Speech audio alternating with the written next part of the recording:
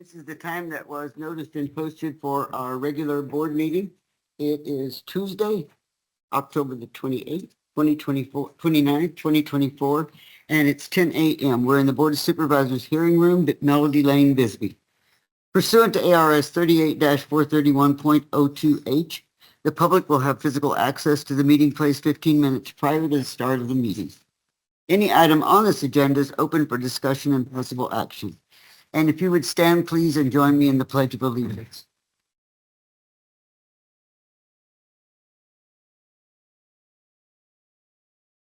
Thank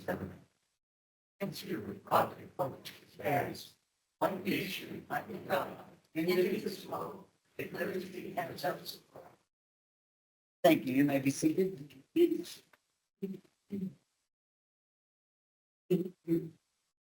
The order or deletion of any item on this agenda is subject to modification at the meeting. The board may vote to recess into executive session for the purpose of obtaining legal advice from the board's attorney or any matter listed on the agenda pursuant to ARS 38-431.03A3. We begin with the roll call. District 1. Crosby is here. District 2, Supervisor English is present. District 3. Supervisor Judd is here. We have a complete board this morning. Members of the public may attend this meeting by Microsoft Teams computer or mobile app, or by phone by calling 602-609-7513 or 888-680-6714. Conference ID 284-698-329#.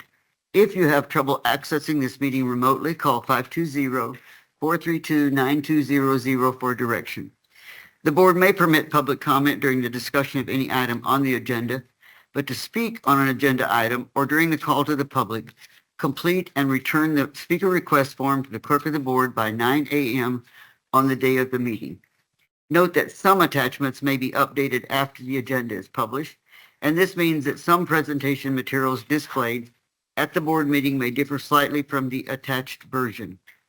Call to the public. I believe we have one. Allison Morris, are you online? Allison Morris. On Teams? She isn't present online? She isn't present online.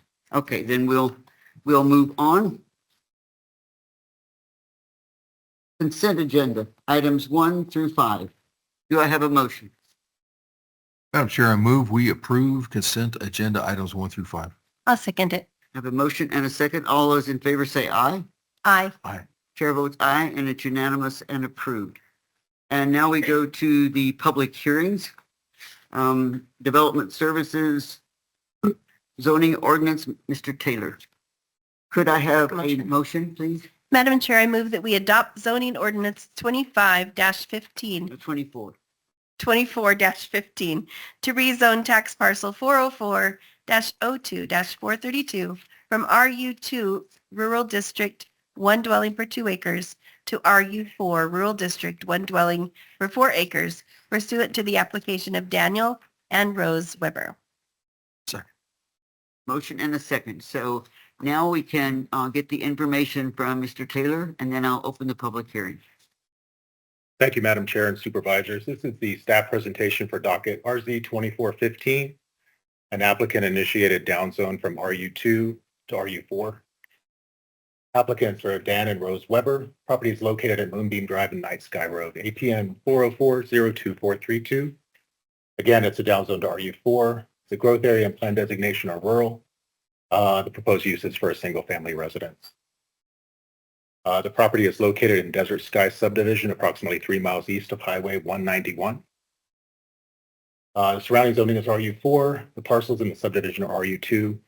The parcel to the west was rezoned RU4 in 2021. Again, viewing the property's location east of 191, northeast of McNeil. Section 2.63 of the zoning regulations identifies factors to evaluate applications. 9 factors apply to this downzone. The applicant wishes to participate in the county's owner-builder program. Factors in favor complies with all applicable factors. Compatible with low-density residential development pattern.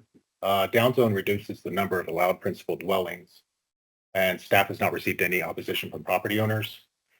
Staff has not identified any factors not in favor. Staff executed the public notification process between 18 and 23 September. Again, staff mailed 6 notices to property owners within 300 feet with no response. Madam Chair, based on the factors in favor of approval, the Planning and Zoning Commission recommended approval of docket RZ 2415 without conditions during its October 9th meeting. And based on the factors in favor of approval, staff also recommends approval of docket RZ 2415 without conditions, rezoning tax parcel 404-02432 from RU2 to RU4. Thank you, Madam Chair. Okay, I'm going to open the public hearing now. If the board members have any questions for Matthew, I don't have any. Let me check. I don't have anyone who has asked to speak, but this is a public hearing. If anyone in the audience wishes to speak for or against decision. Hearing none, seeing none, no board members have questions? Nope. Then I'll close the public hearing. We do have a motion and a second on the floor, so if there's no further comments, then I'll call for the vote. All those in favor say aye. Aye. Aye. Chair votes aye, and it's unanimous and approved. The next public hearing is item number 7. So could I have a motion on the floor, please? Madam Chair, I move we adopt zoning ordinance 2416 to rezone tax parcels 117-06-217 and 218 and 219 and 228 and 235 and 238 from SR 43 single household residential, one dwelling per 43,000 square feet to RU4 rural district, one dwelling per 4 acres pursuant to the application of Jonathan and Ashley Longnecker. I'll second it. We have a motion and a second. So, Mr. Taylor, could you give us information, please? And then I'll open the public hearing. Thank you, Madam Chair and Supervisors. This is the staff presentation for docket RZ 2416. An applicant initiated request to downzone 9 acres from SR 43 to RU4. Again, the applicants are Jonathan and Ashley Longnecker. The property is located at the approximate northwest corner of Pierce and Desert Roads. Current zoning is SR 43. The proposed zoning is to downzone to RU4. The plan designation that's in the Sulphur Springs Valley area plan is medium density residential. The growth area is rural. The existing use of these subject parcels is undeveloped. They are to be included with existing parcels that the property owner owns that are adjacent to these parcels. The property is located in Sunsites Unit 2, about 5 miles west of Highway 191. The applicant downzoned, so there's 2 parcels there that are zoned RU4. The applicant downzoned those parcels in 2020 and has subsequently acquired additional parcels adjacent to those parcels and wishes to downzone those parcels also. Intends to combine the parcels to remove the interior lot lines to simplify future development.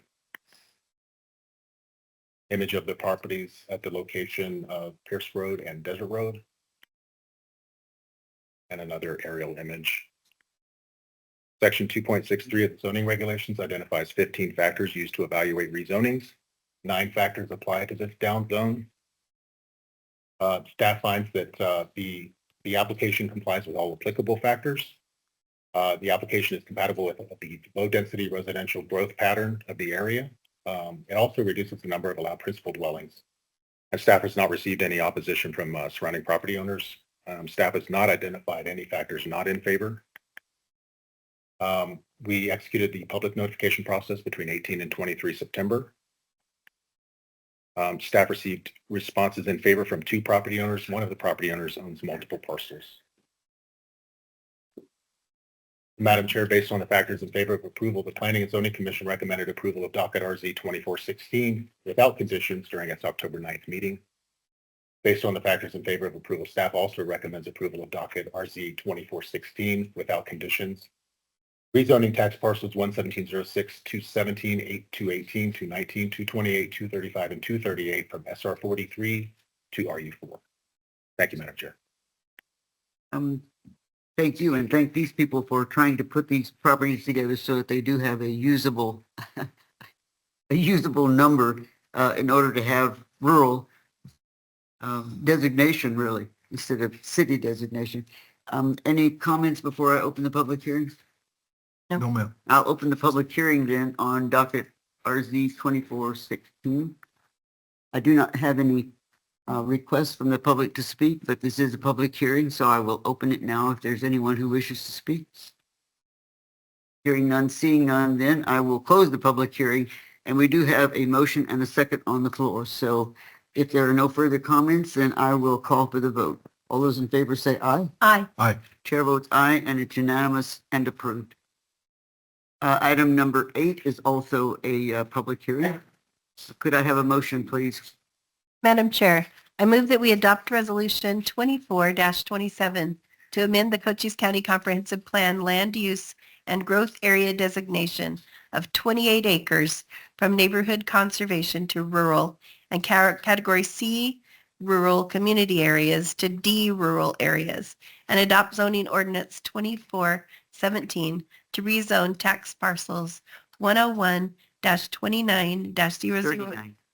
101-39-008K and 101-48-001M from R36 Residential District, 1 dwelling per 36,000 square feet, and RU4 Rural District, 1 dwelling per 4 acres, to RU18 Rural District, 1 dwelling per 18 acres, pursuant to the application of Vicky Seaver. Second. We have a motion and a second. So, Mr. Taylor, would you give us information on 2427? Thank you, Madam Chair, Supervisors. This is the staff presentation for dockets RZ 2417 and CPA 2405, applicant initiated comprehensive plan amendment and down zoning applications.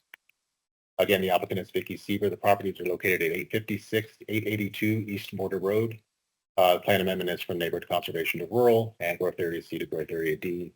The parcels are currently split zoned R36 and RU4. The applicant intends to combine those parcels, and I believe that she's already submitted an application to combine the parcels and downzone the properties further from RU4 to RU18. The existing use is single-family residential, and that will remain the use of the property.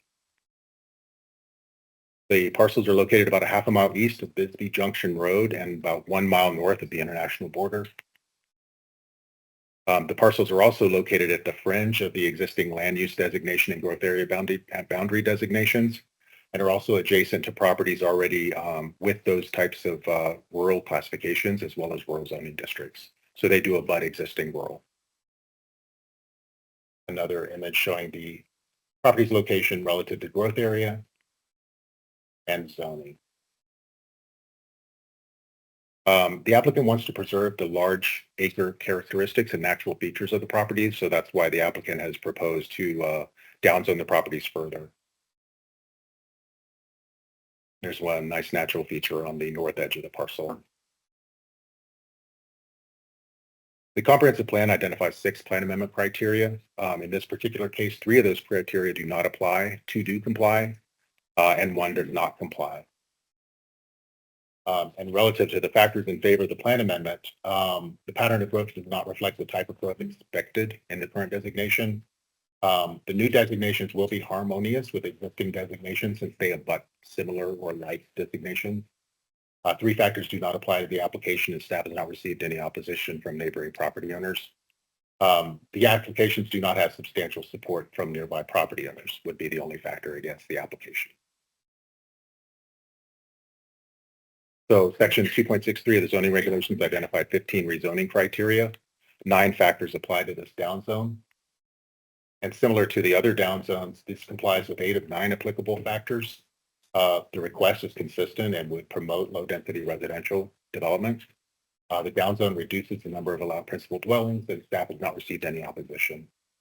Staff has also not identified any factors not in favor of either application.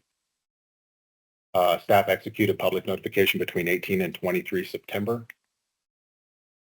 Mailed 28 notices to owners within 1,000 feet, receiving 1 response in favor.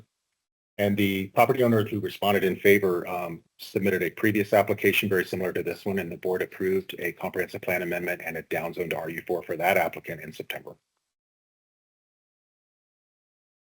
So, Madam Chair, based on the factors in favor of approval, the Planning and Zoning Commission Recommended approval of dockets RZ 2417 and CPA 2405 without conditions during its October 9th, 2024 meeting.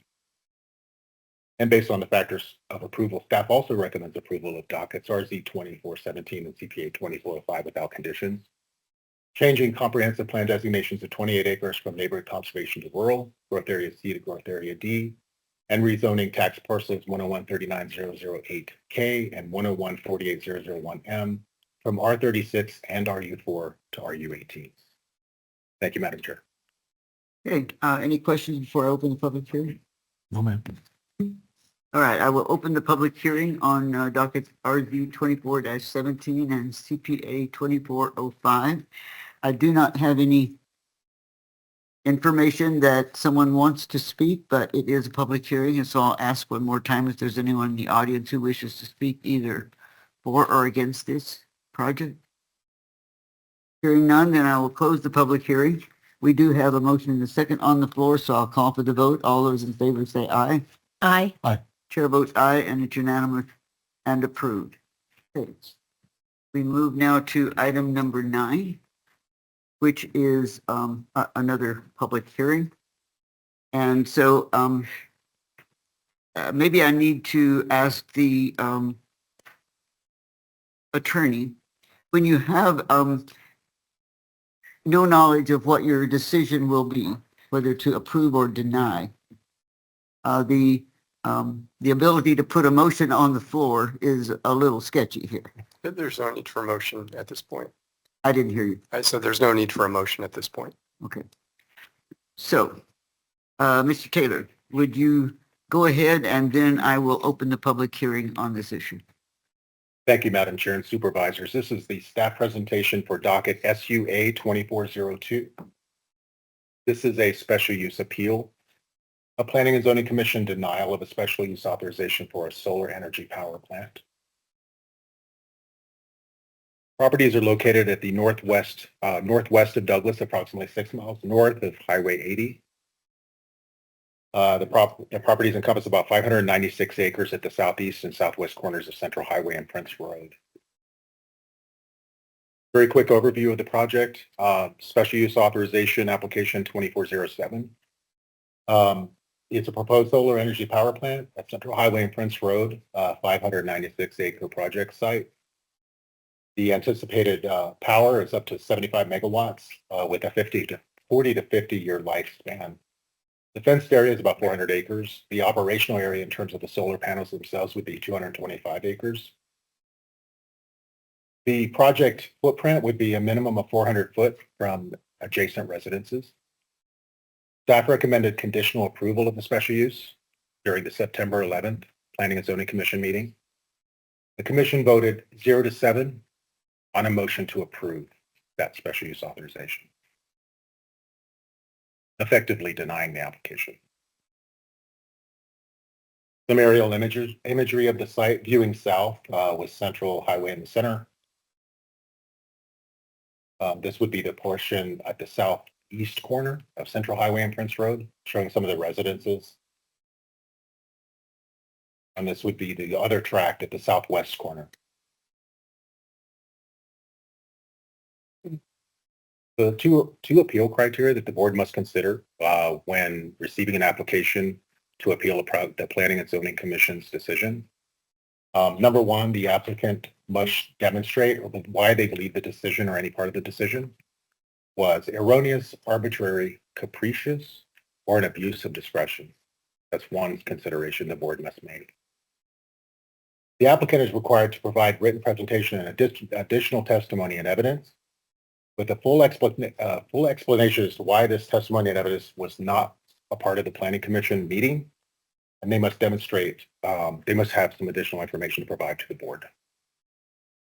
So basically, the board must state the factual and legal basis for affirming, reversing, or modifying the Planning and Zoning Commission's decision, and this is out of the zoning regulations, section 2.48160(4)(c). As far as the applicant claims are concerned in their application, there were 3 primary concerns the applicant had about the commission's decision. Number one, the commission, as per the application, made broad pre-decisional statements relative to the number of county-approved solar projects and natural hazard risks. Public input was cited as the basis for voting against special use by some of the commissioners as kind of a sole reason. Interconnection agreements and energy destination concerns. Basically, connection agreements with existing providers such as SSVEC or APS, and ultimately where that power will go. Does it serve the residents of Cochise County or does it go somewhere else? As far as additional testimony the applicant would like to provide to the board, there are 7 areas that the applicant would like to discuss. Number 1 is the additional applicant information as well as some more information on their current domestic projects. Public funding versus tax credit incentives. Panel glare is always cited as a concern considering some of the aviation activities in the area. Viewshed and wildlife impacts, site maintenance and upkeep, construction noise concerns, as well as the presence of hazardous materials and some of the equipment on the site, most notably the solar panels. Staff executed the public notification process for this appeals between October 2nd and October 9th. And the notification process is exactly the same for the special use authorization. So staff mailed 23 notices to property owners within 1,500 feet. Staff has received 6 responses to those notices. 4 responses from individuals within the notification area, of which 3 were opposed and 1 is neutral, not feeling like they have enough information to make a determination as to whether or not they support or oppose the project. Staff received 2 responses from folks outside the notification area, 1 opposed and 1 in favor. So the factors in favor of approval of the appeal. The applicant has met the application submittal requirements. They provided a complete application as required by the zoning regulations. Number 2, staff recommended conditional approval of docket SU 2407. Factors not in favor of the appeal. Zoning regulations authorizes the Planning and Zoning Commission to render special use authorization decisions. Commission considered all special use factors contained in the zoning regulations as part of their analysis, as part of their deliberation and decision. The appeal approval would reverse any unanimous decision by the Commission.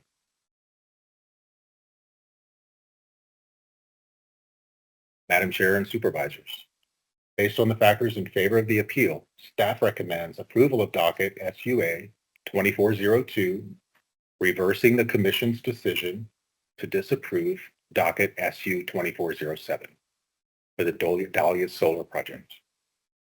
And just to clarify, an approval of the appeal reverses the Commission's decision and approves docket SU 2407, and staff recommends including the conditions of approval that were put forth during the public hearing for that special use application back in September.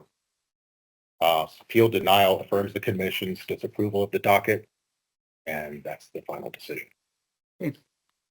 Well, this was noticed and posted as a public hearing, so I will open the public hearing on this SUA 24-02, the Dahlia Solar Appeal.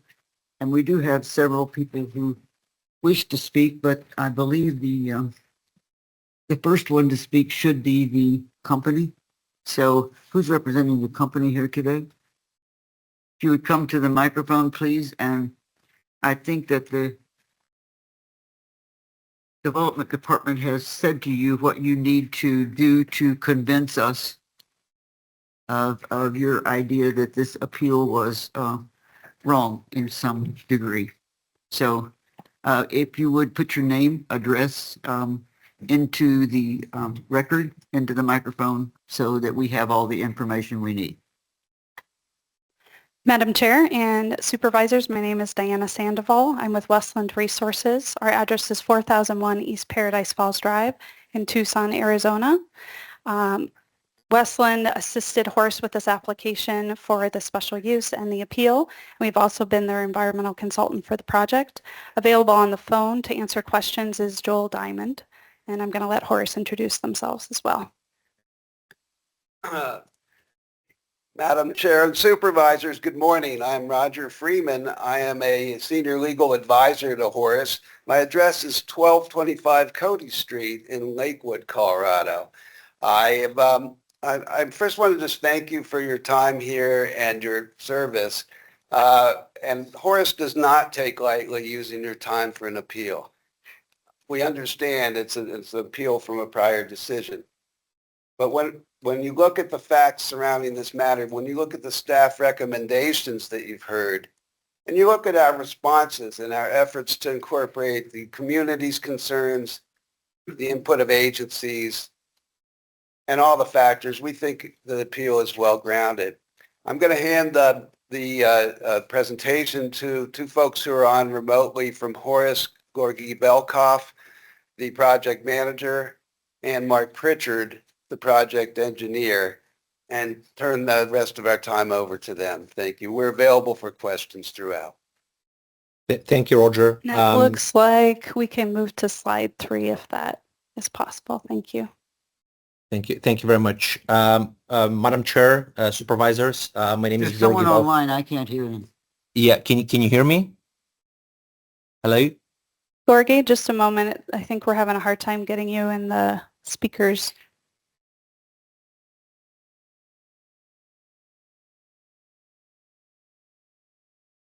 Can you hear me better now? Are they Can on you speak Teams? closer to As the we- microphone? Can you Gorgie, can you hear us? Yeah, I having can hear you. some I trouble can hearing hear you. you. I can hear you, and I'm leaning on my laptop. Can you hear me? Hello? Hello? I guess we can cut him since we can't get him through. I can read what he was planning to say if we can do that. Mark, can you say something if you can hear me? Information needs to go into the record, and you have 10 minutes to convince us that the decision made by planning and zoning was the wrong one. Right. We first wanted to clear the record about the company Horace Energy. We are an integrated group. Horace is an integrated group with a stellar reputation and a long-standing record of project development in Europe and North America, including the Southwest. As this slide reflects, we have headquarters in London, UK, but also have projects under development in New York, Colorado, Louisiana, and Texas, and here in Arizona as well.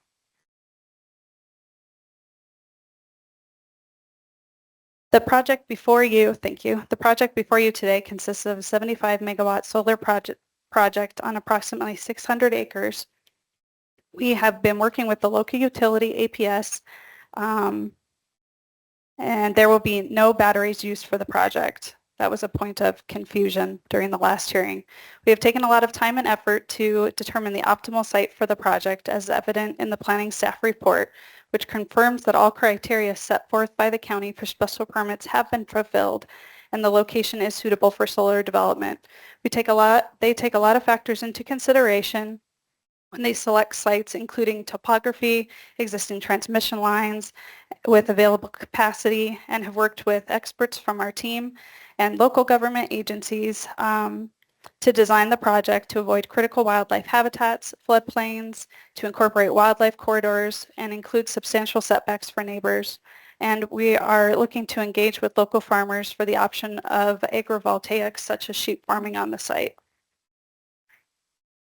The project will allow landowners to take unused property and generate income for many years, but the whole community would benefit. This project would generate substantial tax revenue for the county.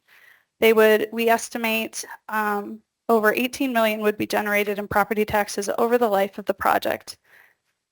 Almost $1 million from sales tax during construction, and then of course on tax revenue the project will be generating over its lifespan.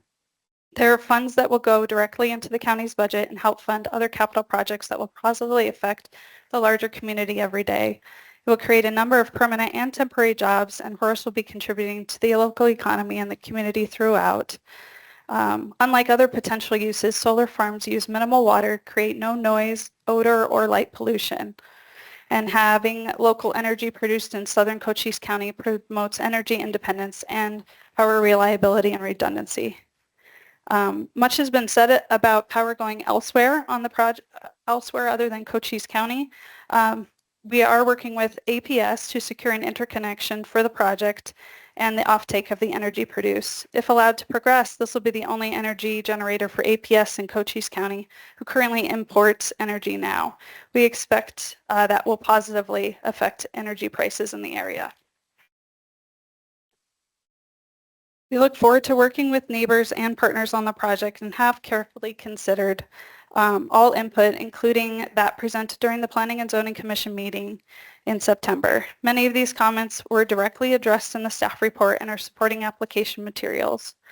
In the interest of time, we wanted to highlight a few of these principal concerns. I probably won't get through some of these. Neighbors were concerned about the visual impact of the solar farm and the rural image of the area. We have taken this into account from the start and through engagement with the community and incorporated into the design.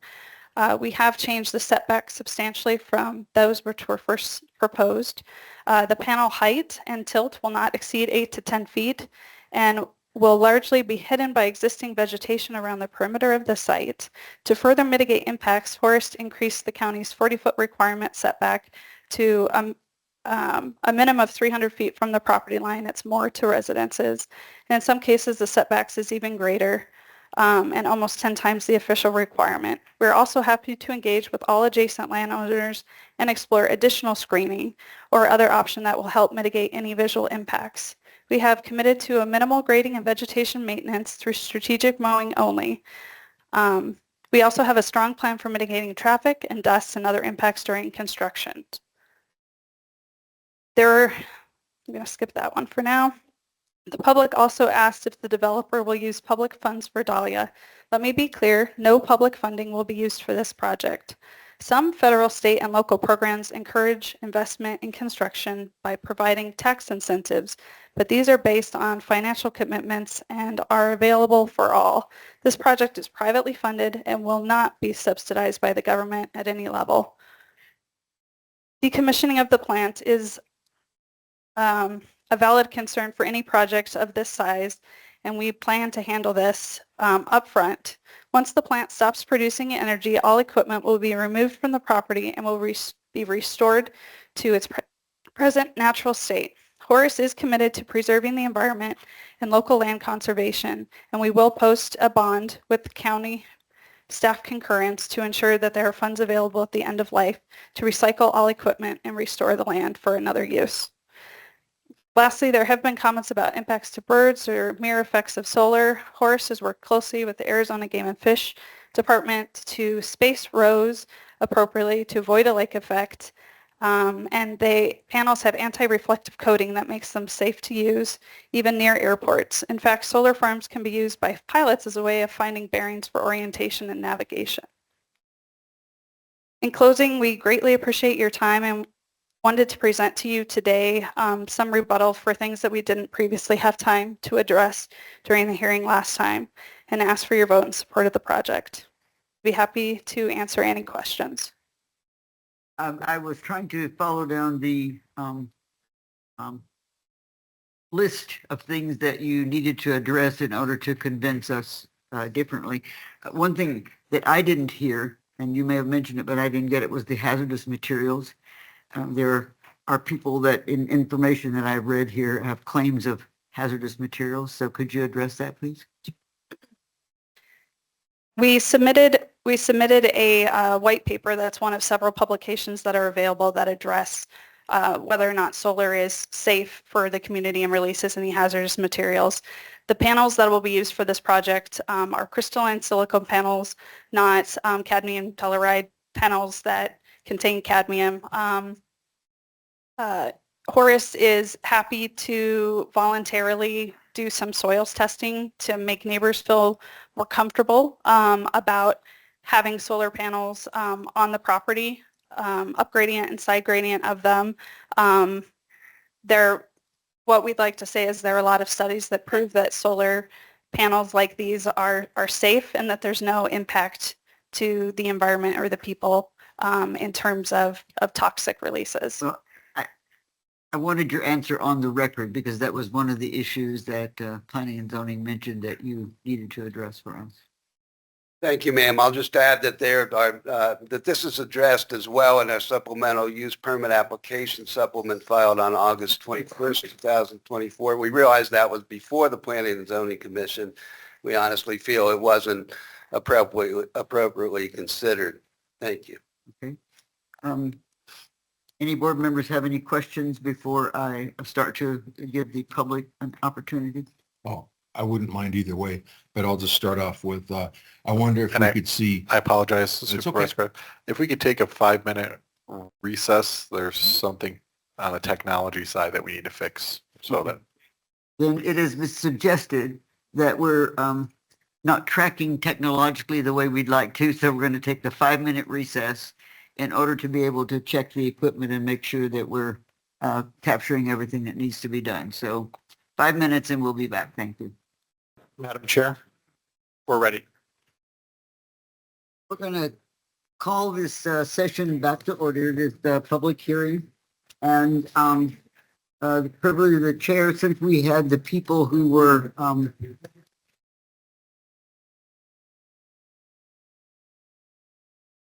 can you hear me now?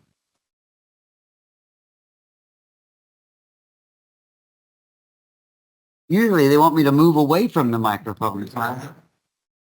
This is unusual. I'll speak into the microphone. Okay.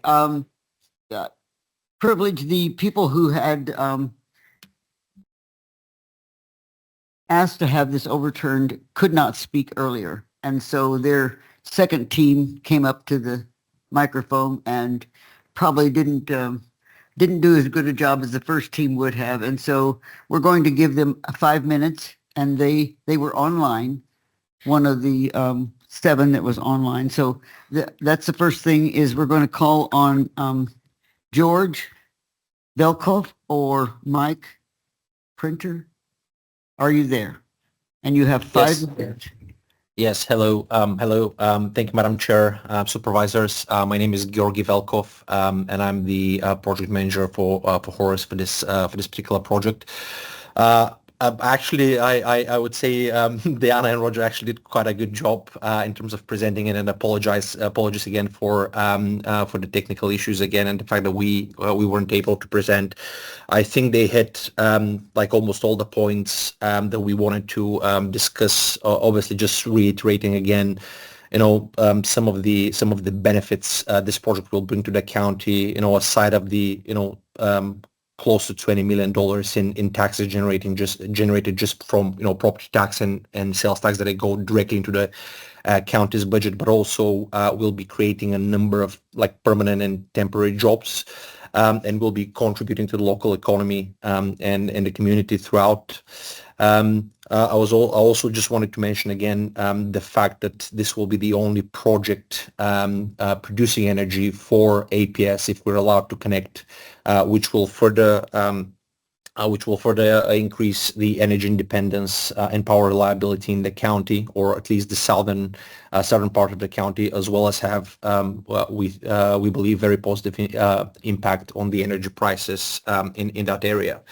I'd also just wanted to one more concern that was raised that Diana did not have a chance to just hit was the construction noise. I just wanted to mention that while this project construction might last 12 to 18 months, the actual noise intensive work will be up to 8 weeks, and that'll be the pile driving. A majority of the rest of the time will be connecting panels to mounting structure, which is very low in terms of noise intensity. I'd like to actually pass, if I can yield the rest of my time and pass to my colleague Roger, who is in the room to make a closing statement, if that's all right with you, Madam Chair and Supervisors. Let's wait for the closing statement and make yourself available in case there are questions that come up during the public hearing. I think that would be more appropriate. Absolutely. I can touch if then I'm given the opportunity to just continue. I can touch on a few other I guess concerns that were raised in the previous meeting. One of the commissioners raised the question around around flooding and also around natural disasters. We just wanted to say that all those have been taken into account in our development. Panels selected for this project will be suitable in case of hail, and our emergency response plan and insurance policy will cover any other I guess events that may happen. We'd also like to point out again that there will be no battery storage as part of this project, and this was the main reason why there was a concern in terms of pollution. The panels, as Diana explained, that we're using are silicones based panels, and they do not contain any toxic materials. I think the rest of the concerns that were raised, Diana captured in her comments. So I don't think there is anything much else that I can add over here. But as you said, I'm going to be available for any questions from the supervisors. Thank you. Thank you. I think we're going to move on now, and the next person is Pierre. I'm not sure how to pronounce the last name. Potdaxler? Name and address first, and then give us your information. Good morning, Ms. Chair, and the supervisors. My name is Pierre Potgieter. I'm from 4300 West Prince Road, and I also represent Mike and Celia Donahue of 4102 West Prince Road. I want to start off by asking a question, and that is, what is the definition of diplomacy? The definition of diplomacy is telling somebody to go to hell in such a way that they look forward to the journey. I do believe that their PR department has done that exactly to our community. They have been very friendly, very nice, but they're still bringing something that we consider hellish to our community. It is not something that we want, and we do not want a solar farm on our doorstep. I can say I've not met anybody that would like a solar farm on their doorstep either. And they have tried to say that they've done all sorts of things, but nothing has changed really since their presentation and to the Planning Commission. At the Planning Commission, we also told them we do believe that they need to move elsewhere, where their impact on the community is not as great as here. Where there's a lot of properties available, it might be a bit more expensive to them, where there are no neighbors around them that do not want them. They brought up a few things in their presentation earlier. I'm just putting this into my mind too. They showed lines and lines of solar panels, which is man-made structures in a natural environment, which will stand out like a sore thumb. And we've come to this area to live in nature, not live next door to solar panels. They do not have a contract with APS. I've also spoken to APS. It doesn't mean that things are going to go any further forward than that. When it comes to staff approval, it's just bullet point factors that the land is good for that type of use, but they have bought property that is not zoned for that, and now they want to rezone it, and they're not taking us into consideration, even though they say they are. They say that they've spoken to farmers to graze underneath the solar panels. I'm a direct neighbor. They have spoken to me about it. It's very limited what you can do, but I would prefer them not to be there than try and graze sheep underneath their solar panels. They say that they will work with neighbors, or they'll work us over, yes, because we don't want them there. Why must we accept them into our community when they are not wanted there? They didn't answer the question previously about when you asked about hazardous material. Your time is up. Thank you. Ma'am, can I just have my closing No, your statement time is for a up. second? Next Thank you. person is Diana Sandoval.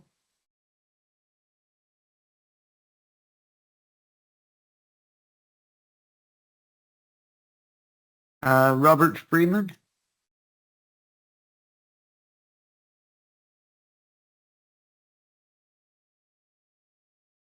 Well, this is the time that you have the ability to speak if you wish to. No one is forcing you to speak.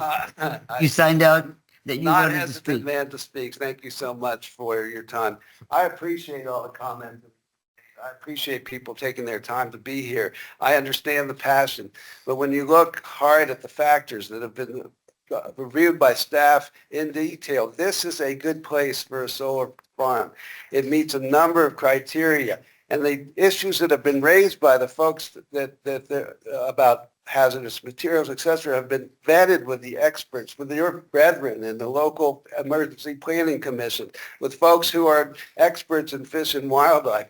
We've been through extensive planning and extensive efforts to try to arrange for greater setbacks than are required. The height here is 8 to 10 feet. This is not something that is not necessarily meets a real character. There is solar being developed all over this country. Go to Tombstone High School. Go across this country and you'll see that solar is an economic, it's a very strong part of what we're doing across the country. And for you to tell folks in Cochise County that you're closed for business for a solar farm like this, that is so clearly meeting your criteria, it is not good for the county as a whole. I understand the concerns of the folks here, but that's not your charge. Your charge is to look at the county's interest as a whole.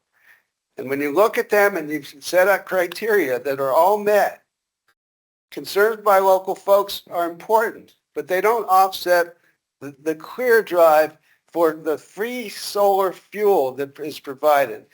And many young folks not only want this to happen, but are looking for opportunities to work in this industry. This is a very, very vibrant industry that is growing across the country. And to send the message that you're not open for business for solar communities like this is just the wrong thing for the county.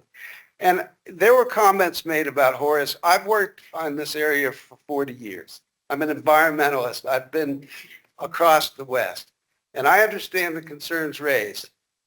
But some of the things that have been said about Horace in the comments about if you happen to approve this, you're committing some sort of fraud or criminal act. I don't know if you saw that because you're approving some fraudulent application. I think that shows sort of it takes some credibility away from some of the comments, frankly, because if you're making those kind of threats, I think you're not being fair. Horace is a responsible and a strong developer that will work with the community for the many years we're going to be through this, and wants to be part of a community project that is positive, and we feel this is the right spot for the same. Thank you. Thank you. Next speaker is Catherine DeMar.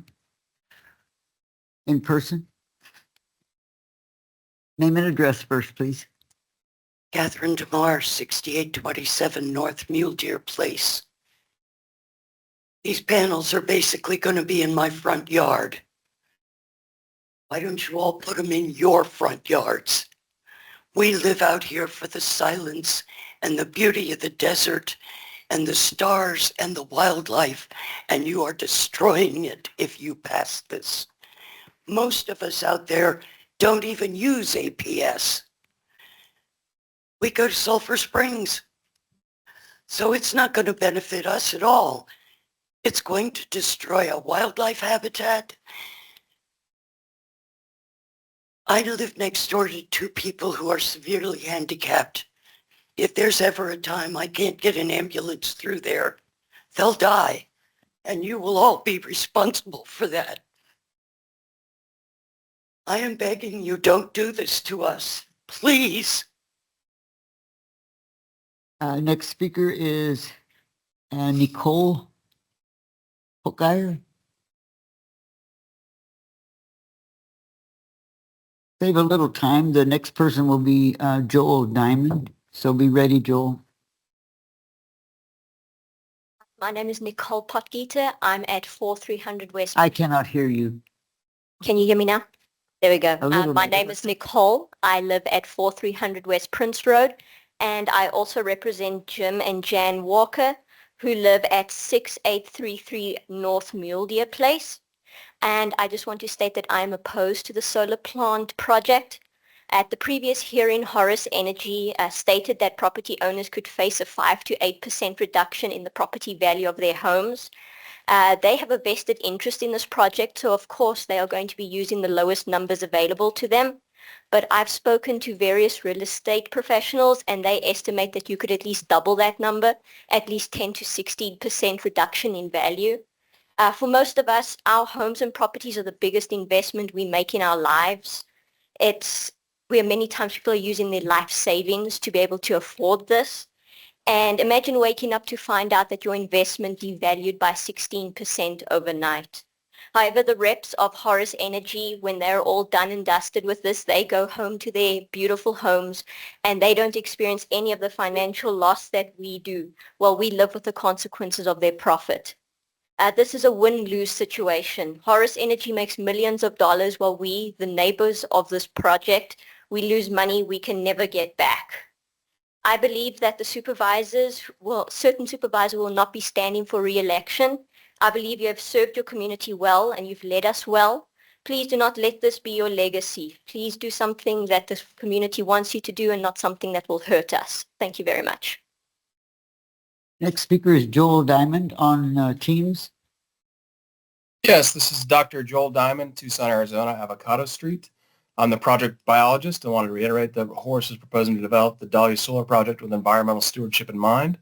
Horace has met multiple times with Arizona Game and Fish, and this solar facility is designed with environmental stewardship in mind and has been optimized with meetings with Arizona Game and Fish. The project site does not contain any suitable habitat for endangered species. Dahlia will use anti-reflective and solar panel spacing to reduce the lake effect and impact on migratory birds. Lighting will be limited only to that's what's necessary. It'll be hooded and shielded, faced into the site, and motion detected when needed. Open space buffers have been developed around the development to allow the free movement of ungulates in and around the site and not cut off animals from winter and summer ranges. Wildlife-friendly fencing has been designed to allow mesocarnivores, anything smaller than a gray fox, can move in and out through the site freely and continue to utilize this as habitat, while larger animals will be funneled around the site via this open space and connectivity. Pre-construction surveys will be conducted to make certain we're not moving any migratory birds or burrowing mammals during this work.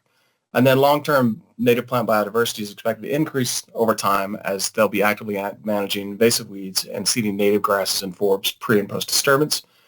And then just a quick note, this is a passive generation of power. Wildlife is expected and anticipated to continue to utilize this site as time moves on. Thank you for your time. Next speaker is Mark Pritchard on Teams. Madam Chair and Supervisors, my name is Mark Pritchard and my address is 16730 Creekbend Drive, Sugar Land, Texas. Firstly, I would like to reiterate what has previously been stated, that there is no energy storage component or BESS proposed for this project. This misconception caused some unwarranted concern about health and safety of the neighbours with regard to hazardous materials. Horace takes health and safety very seriously and has consulted with the local emergency management director and developed an emergency response plan, even at this early project stage. We will continue to engage with emergency responders and fire departments as we get closer to construction and continue to refine our ERP, which will address each potential event and the mitigation of the risks to the fullest extent possible. In the unlikely event of an incident, the project will be fully insured. Another concern that was raised was light pollution. Lighting on the project is limited to only that which is specifically needed for health and safety reasons, and any lighting that we do install will be hooded and controlled by motion sensors, ensuring that we don't interfere with the amazing night skies you get here. One of the Planning and Zoning Commission members noted FEMA ranks counties for natural disasters. Those in particular mentioned were hail and lightning as perhaps making this area not suitable for a solar farm. I would like to allay any concerns by stating that lightning is dealt with on a solar farm in much the same way as any building, with lightning rods directing the lightning safely to ground. Regarding hail, the solar panels that we have chosen for this project have been specifically designed with thicker glass than standard, and the project will be capable of dealing with the weather in Cochise County. Many thanks for your time. I'm pleased to answer any questions you may have at a later stage. Many thanks. Next speaker is Kim Vu on Teams. Hi, my name is Kim Vu. Hello. I live at 4679 West Prince Road. And I guess I just wanted to say that they appealed and said in Tubi that their public response is not based in fact, so opposition based on our flawed information is inappropriate. But I find that really inconsiderate of all the neighbors here. As everyone has said earlier, this decreases the property of the value that we live on, not just the visual impact of it, but what's actually happening here. I and everybody else who lives on this road and around it have no desire to live next to an industrial power plant, neither would anyone buying the land from us. Especially from a company that's based overseas and getting federal tax breaks, one that had no transparency up until this actual hearing. Since last time on November 11th, their website wasn't even live. Neither was it for the months before that if you tried to research what this company was doing. When we asked them last time at the hearing what other projects they had no response for us. So it doesn't really seem like this large overseas company has interest in letting us know what they are doing here in Arizona. So they're rather inconsiderate to the neighbors, and I think that the county should take that into consideration, that they have many other places where they can set this up that are not rural residential. Thank you. Next speaker is Dan Baker in person. Can you hear me? Name and address first, please. Yes. So the first step I have here, they did submit Dan Baker, name and address, please, for the record. Dan Baker, etusa.org. They do have a few applications, and one of the actually several of them, every one they had submitted, they've already sold. They haven't even broke ground. So that's what we're going to be. We're going to be used and abused, sold to the next investor. And they said, actually, the one spot that's catching my eye out of a bunch of this is that sulfur, here we go, sulfur solar farm in, where's this, Louisiana? It looks like, it says right here, they went for government grants. So therefore, I mean, more than half of their application is lies. So when they're saying this isn't government grants, but it's saying right here, exempt, it says industrial tax exempt program application. So I'm in a room full of vipers, and they want blood through taxpayer money. $30 million will cost. That's what they get out of this project. Do you think that the locals here, the neighbors that have to put up with this, like my house, I cannot get insurance for my house because they're that dangerous. How about the fire that happened at the solar field in Wilcox just the other day? This is what we're even here discussing. Look at the technicality you had with the audio visual in this room. Things happen. And I hope you all write and think about the people that you represent. Last time I checked, you didn't work for corporations. You were voted in by your constituents, not corporations. I get it. You get a little side money. You get cookies. But remember, you're supposed to represent us. And one day you will be looked at as such, you know? When fraud happens, like right here, excessive competition for federal funds, and this is Horace's companies. You see that list? You have 17 exhibits handed in. I'm sure you all took the time to look at it. So you think Tesla goes after them grants with all them different names? Exactly, because they do it right. They have one name and they write under that one name. They don't sell themselves shorts before it even gets put up. But that's who we're here. We're here discussing about a place that cares less about anybody in this room. He's gotten paid to come here. That half of them are paid to come here. I took off work to educate people and show them facts and truth.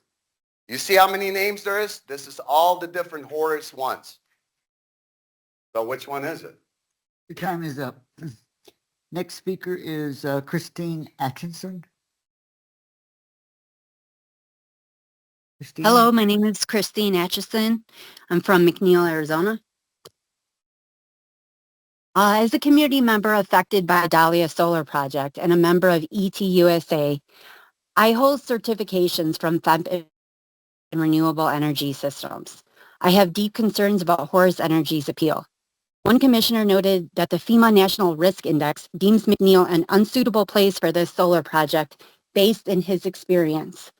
While the index provides basic guidelines, the commissioner understands the high-risk nature of this area. Our emergency responders lack certifications for handling disasters at industrial renewable energy facilities.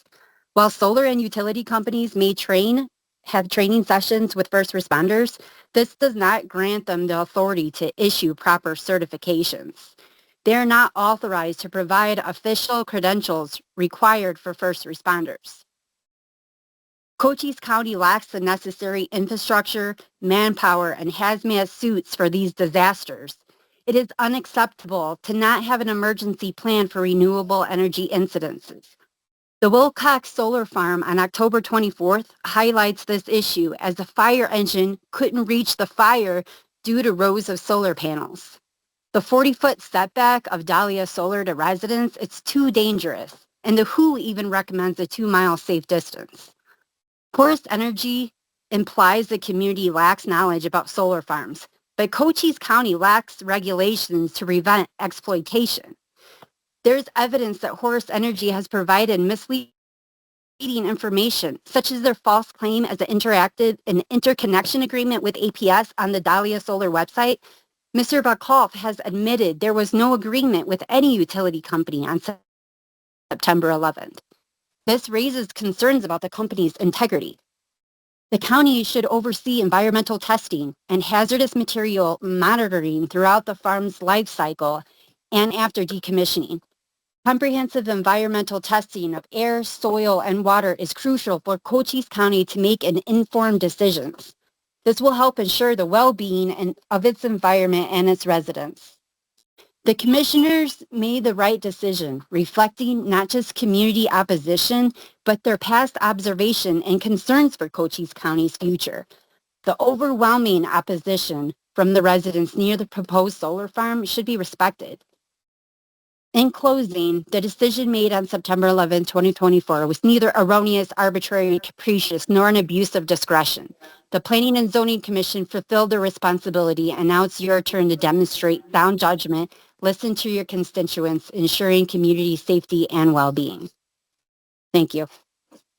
Next speaker is Kathleen Gomez in person. George Moran, you'll be next.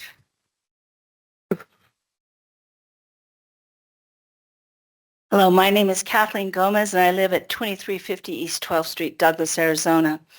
While others will discuss the project's many issues, I'd like to highlight a few key points that actually even Chris mentioned. The World Health Organization recommends placing solar farms at least 2 miles from residents for safety reasons. Despite county staff's claim that solar fires are rare, a fire occurred just last Thursday in Wilcox. Go onto their Facebook page and you'll see all the issues that they had. On 9/11, all 7 planning and zoning commissioners unanimously voted against this project after a 2-hour meeting with input from those directly impacted and detailed questions by the commissioners. They asked a lot of questions that Horace couldn't answer. And I don't know, maybe I'm wrong, but in an appeal, I didn't think you were able to introduce new information to be decided. Each commissioner also explained their reason why they voted so that you, the board, would understand their decision. Supervisor English, I would like to quote your own words when you were considering an appeal to reverse the P&Z Commission decision. I think it was a split decision in 2023, and I quote, "The Planning and Zoning Commission is very important in order to be able to look at issues because they are members of the public that are selected from each district in order to look at issues and make recommendations to us. And we assume always that they take into consideration all the information that's brought them to the decision. So to overrule them, when it comes to the board, we usually weigh heavily on the people who are going to be impacted by the decision we are making. That's end quote. So since 2020, 11 solar farms have been approved. The approval of these projects is based on the comprehensive plan, which Horace points to. However, that plan references one study in 2013 done by University of Arizona that estimated the county could support around 770,000 acres for small-scale solar projects and over 640,000 acres for large-scale solar. The last significant community input was in 2006, when 13 meetings were held 16 years ago. With the plan coming up for renewal next year and will set the course for the next decade, it is crucial that no additional projects be moving forward without meaningful feedback. As you know, 2 of you will be gone. There's going to be 2 new board of supervisors, whoever that may be. They should be allowed to look deep into this comprehensive plan and get actual community feedback. Let me reiterate that if you, the supervisors, vote against the P&Z commissioner's decision, you have issued a vote of no confidence in those you chose. I would not think that you would like that to be your legacy. Thank you. Next person, George. Person after George will be Amalia and Alberto Marin. Ladies and gentlemen, George Warren, 4952 West Double Adobe Road, residence 76 years. I have been with this horse deal. I watched your commission came up with a 7-0 vote. Thought everything was pretty cool. And then all of a sudden it's overturned and we're back here throwing rocks at each other again. And people have already covered a lot of things, but they keep saying stuff like wildlife. I don't know who, I run cattle for a living. I know wildlife. Believe me. I've been involved with the water. Where are we going to get the water to wet these roads down when they start kicking the dust up and stuff? Where are the suppliers going to come from? Tucson, Phoenix? Damn sure ain't going to come out of Benson or Sierra Vista, and we all know that. Where are the panels coming from? China? I don't believe we're manufacturing much here these days. The overview again on the aesthetic value of the property adjoining it, which I have several hundred acres, and that will devalue my property. So where is the reimbursement for the devaluation of the property surrounding this project? Excuse me again. My voice is not what it needs to be. Also, there's a problem with the floodwater, which I brought up to the Horace people, and I've had several meetings with them in person. They don't seem to understand the floodwater problem. Also, they say it'll be minimal brush removal. Well, when you get mesquite brush, it's 12, 14 foot tall, and anybody with any common sense that knows what mesquite is, knows you can't give it a haircut because it comes back and gets really mad. It destroys everything that's in its path. I know. I do this for a living. Other than that, this is supposed to have been, what I understood at the beginning, was a $100 million project. Would any of you people take $100 million and throw it out there on the table and tell 4 people to represent you and not show up? I think and then I happen to check on this quite a bit with Mr. Baker, and there's just too many things that are not right. Somebody's not being honest. I accused the gentleman of lying, and I'm very sorry for that. He's a very good politician. He misspoke. And after that, I can't really come up with anything else on this. Most people have covered it, but to override your own counsel doesn't make sense to me at all. It really doesn't. And I'm not against solar panels for everybody here. I have 9 solar wells that I supply water to cattle and livestock with. I'm not against solar, but in 20 years, it'll be maybe viable. Right now, it's not. It's just really not viable.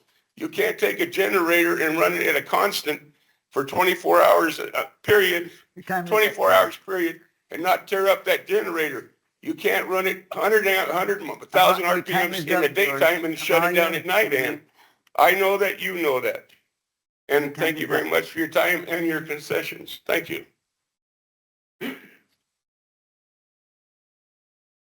I have copies of the letter that I'm going to read for another local Your name resident. and May I address first, give please. them here?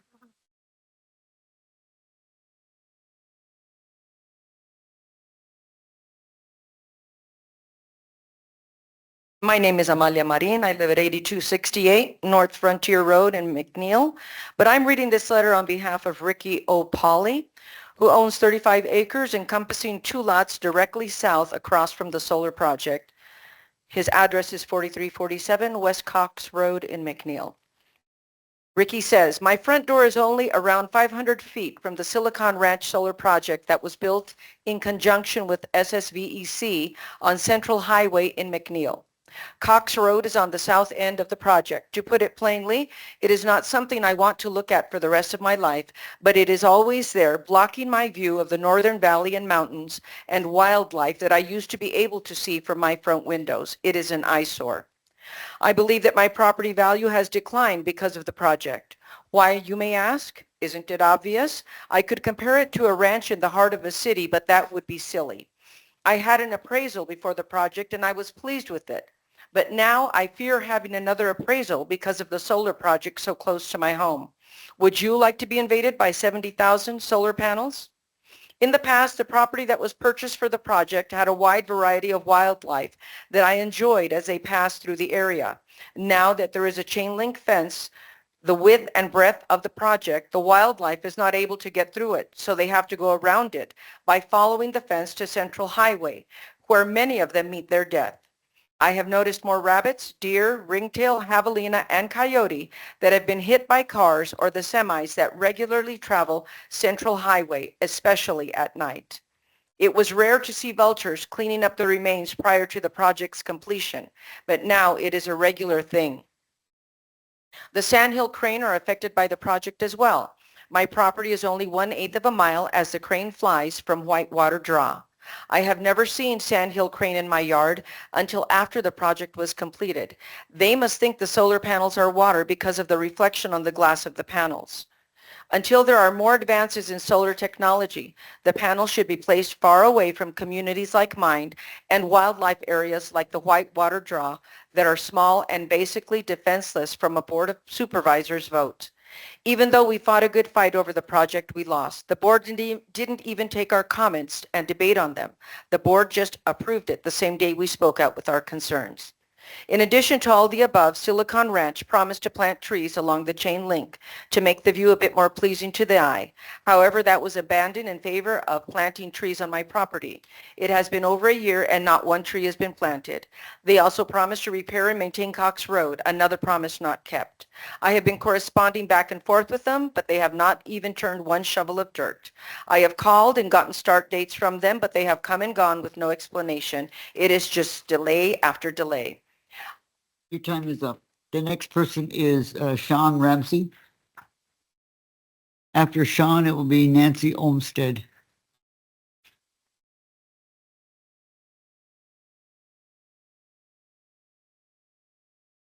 My name is Sean Ramsey. My address is 6797 North Presque Grove Lane, McNeil, 85617. I am here at great risk to my life because I am so disabled at this time I've spent here. We need a moratorium in place.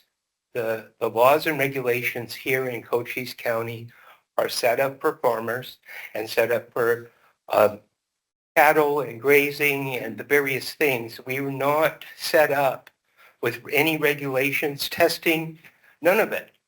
We need to have something in place to stop these projects for a while, to analyze them by a third party, somebody that is not associated with the people making the money off of this. The mentality seems to be a strip mining mentality that just come and set up and sell it off to whoever the highest bidder is.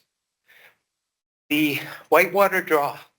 I have met people, I've only been here and taxpayer for 11 years. I have met people from around the world that have traveled here to visit the Whitewater Draw to observe. The project that's already gone in on Central Highway infringes on that. It's a distance away, but it's still, those birds have to feed somewhere when they're going to and from the Whitewater Draw. And the experts say That is the primary wintering spot for those cranes, the sandhill cranes, I think it is. That is their primary wintering spot. So if they don't have a way to eat while they're here for the winter, by us putting in solar farms everywhere, then they're going to die out, and it could lead to their extinction. That is a concern of mine. The other thing that I've realized, when they do this, if they get approved, all of us that live immediately around, those animals are going to go somewhere else. In the state of Arizona, unless I'm mistaken, it is illegal to kill a rattlesnake. So those rattlesnakes are going to go somewhere else because they're not going to kill them unless they're going to break the law. They're going to come to the surrounding area, to all of our residences. And I don't feel safe continuing to live where I am with my wife and daughter to keep their safety in mind if that happens. I got to go get some lunch before I collapse. But thank you for your time. Nancy Olmsted. And after her will be Kara Harris.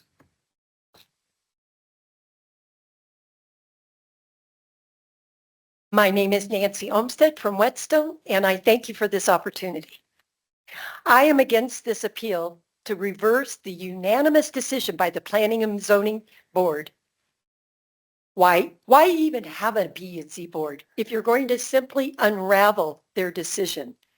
In review, Cochise County has 13 solar projects covering 12,000 acres. 10 projects were approved in just the past 3 years. Wow.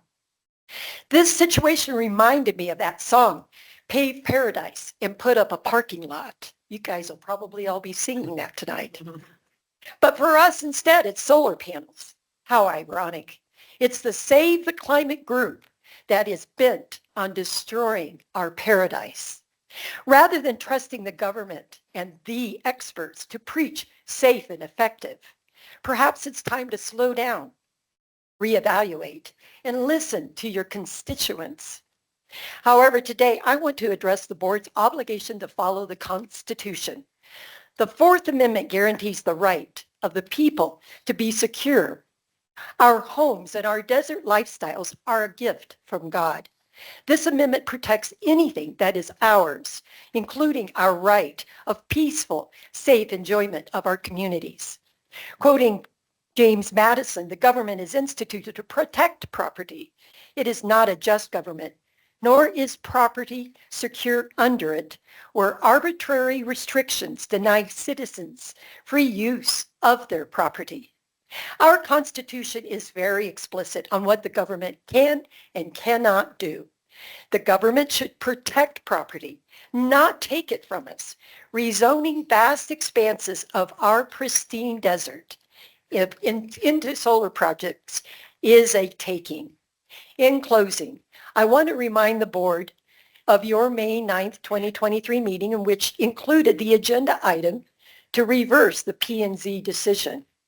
In your words, Madam Chairman, quote, "The Planning and Zoning Commission is very important. They are members of the public selected from each district in order to look at issues and make recommendations. We assume always that they take into consideration all the information that's brought to us. To overrule them, I would need strong reason," unquote. Today's decision will establish precedents of unknown, harmful, and long-term consequences for Cochise County. I ask you to please deny this appeal. Thank you. Kara Harris. Next will be Sandy Truel. Kara Harris, are you on Teams? Is she on there and just mute? We don't see her on. She's not on there? Okay, then we'll move on. Sandy Truel? Hello, Sandy Truel from Sierra Vista. I am strongly opposed to the Dahlia project by Horace Energy, which is an England-based company. This project will receive $140 million federal tax incentive. Lucrative federal tax credits and subsidies paid by U.S. taxpayers incentivize the solar industry to build solar power plants. This project will harm wildlife in the area. Vast lands provide shelter for countless animal and plant species. Solar farms can disrupt local wildlife habitat and drastically alter ecosystems. Solar farms are not pleasing to look at. Solar farms contribute to solar panel waste as solar panel recycling methods are still limited. Rural communities are under attack from big corporate solar developers, some foreign like this one, who want to build large-scale industrial solar power plants on agricultural zoned land to take advantage of lower development costs. Solar belongs on rooftops, near highways, commercial, industrial zone land, marginal or contaminated areas, not on rural agricultural land. Thank you. Wong Kwan, and the next will be Mark Tony's, I believe it is. On team, Wong? Yes. Yes, this is Huang Quan, and You need to be a little bit louder. Get closer to the speaker, please. Okay, how is this? That's better, thank you. All right. My name is Huang Quan, and I'm at 4747 South Santa Claus Lane in Wilcox, Arizona. I also strongly oppose this project because it has no oversight after it is built, and the safety measures to protect the citizens surrounding this site is absolutely not guaranteed and not backed up by any enforceable bonds or assets from this company. And so there's a lot that has been brought up already as to the responsibility of the board to listen to the voices of the people unanimously against this project as presented to the Planning and Zoning Board and now forwarded to this appeals arena. I would like to request the board to uphold the wishes of the people, especially those immediately affected by this particular project. These are the ones whose health would be put at risk. These are the ones whose home sites, whose living will be severely affected, put in danger, and I would like, for whatever gains that the board is thinking about at a personal level or even at the wider revenue level, that none of these should be considered, and the first priority should be to the immediate neighbors who have unanimously objected to this particular project.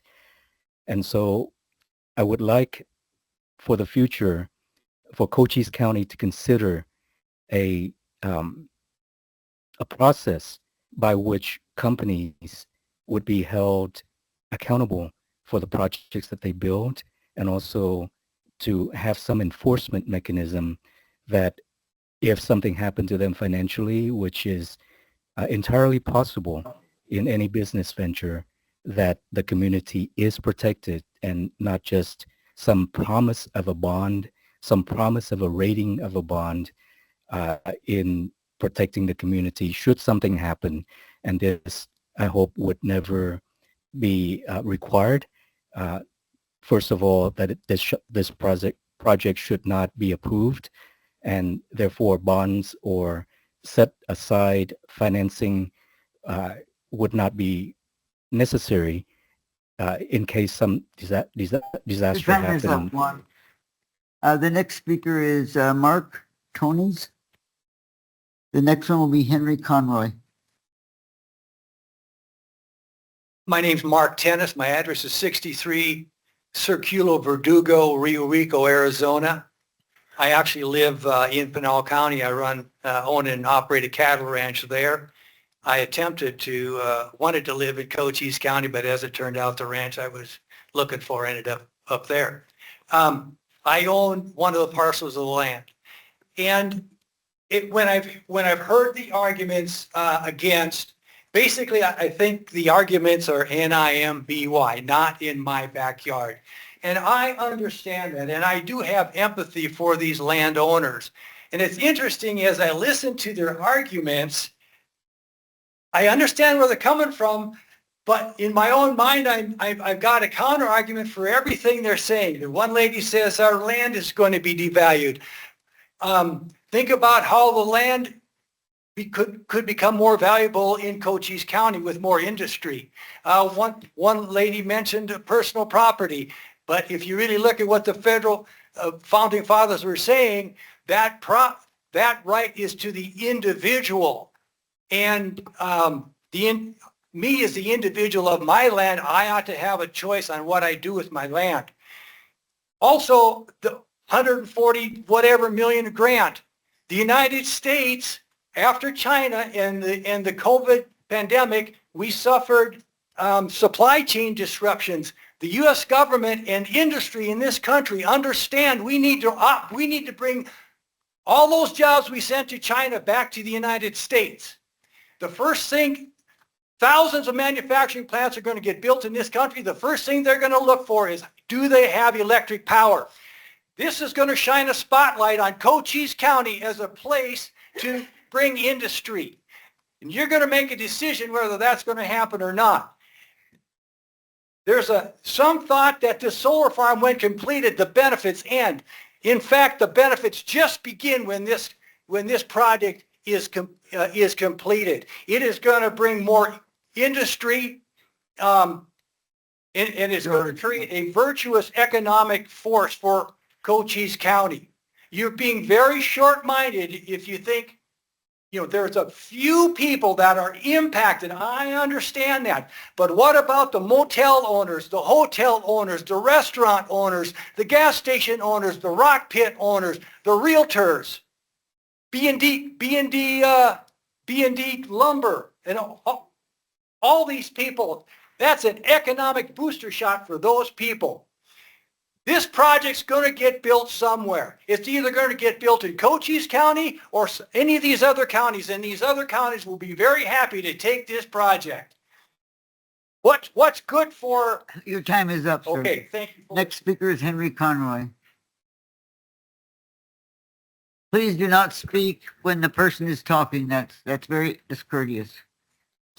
My name is Henry Conroy. I'm from Sierra Vista, Arizona. I am very, very surprised that the county would even consider supporting the use of almost 600 acres for this project, and that which opens up the door for every other company then to come back into Cochise County and start to developing our areas, which are basically our farmlands, our grazing lands, and our animal habitats. This is just the first step in destroying our county area, which for you, Miss English, is the most important. We've got ranchers and farmers and that down in this southern area.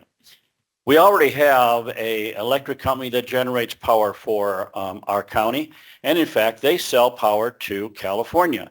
So adding another electric company that says they're going to provide all of our power and then ship some off, well, we've already got one that does it and still ships it out of here. So I'm a little confused on that.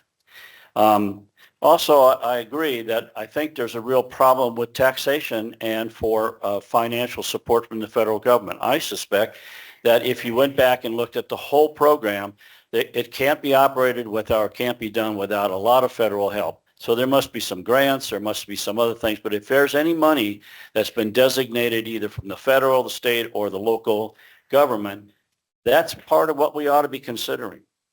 There's several reasons why I believe that we should also look at this project. Number one, we need to conduct a comprehensive water, air, and soil testing before this project's commencement, throughout its life cycle and after the decommissioning, and to ensure our community safety. The Emergency Planning and Community Right to Know Act in 1986 mandates that industries to report the storage, use, and release of certain chemicals, aiding local governments, emergency release of, planners, and the public in making informed decisions regarding the chemical safety and emergency preparedness. Cochise County currently lacks an emergency plan specifically for renewable energy facilities, and first responders do not have the adequate training to address issues related to the industrial renewable energy facilities. Cochise County is under-resourced to effectively handle potential fires, lacking sufficient firefighters, water, clean agents for fire suppression, and hazmat suits. Renewable energy facilities should be sited in industrial zones to mitigate those risks. The proposed location is within a watershed, which also raises additional environmental concerns. And existing battery energy storage systems, which they say they won't use in the county, fall under Tier 2 reporting requirements. However, Cochise County has no specific regulations or zoning laws governing the BESS, which is the energy system. Horace Energy plans to introduce BES systems in the future, although they said they are not going to. Implement a moratorium on industrial renewable energy facilities until such proper regulations, resources, and Your time testing is up, protocols please. have been established. Next speaker is Barry Hodges.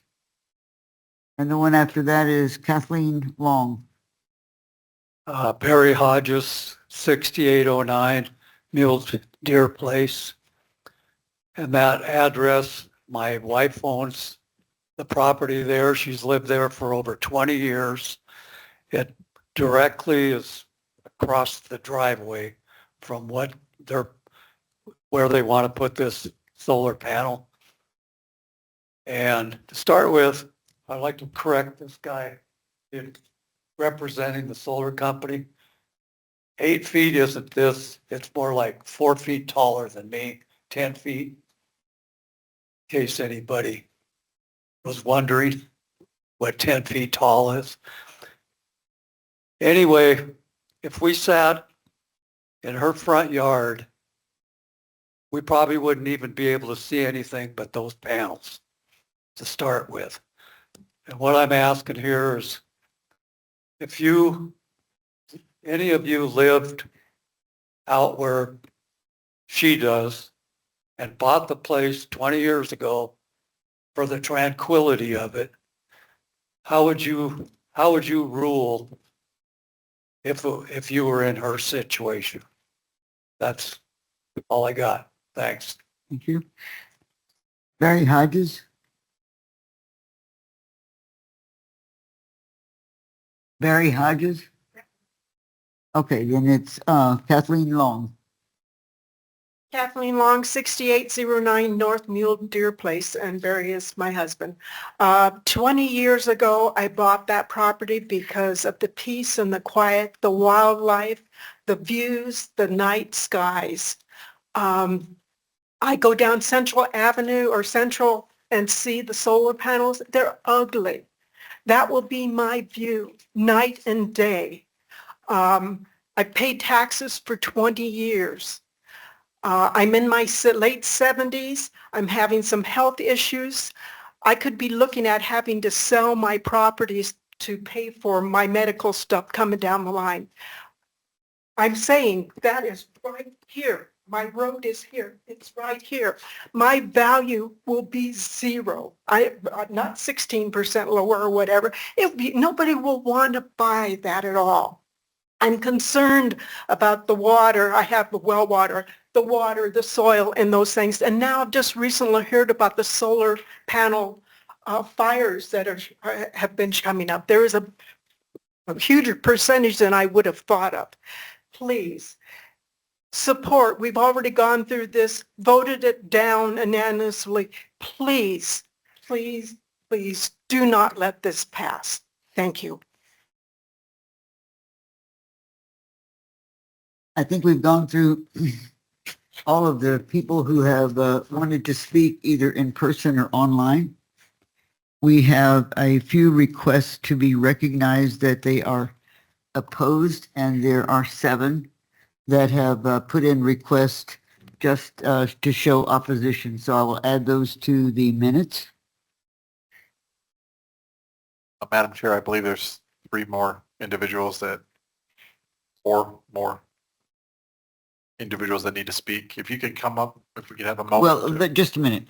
So I've added those, and now, since there are people in the audience, we have to offer you the opportunity as since it is a public hearing, you will have the same time features. If you would, in the interest, please do not repeat everything that's been said before, because we've heard that. So line up and we'll give you your 3 minutes.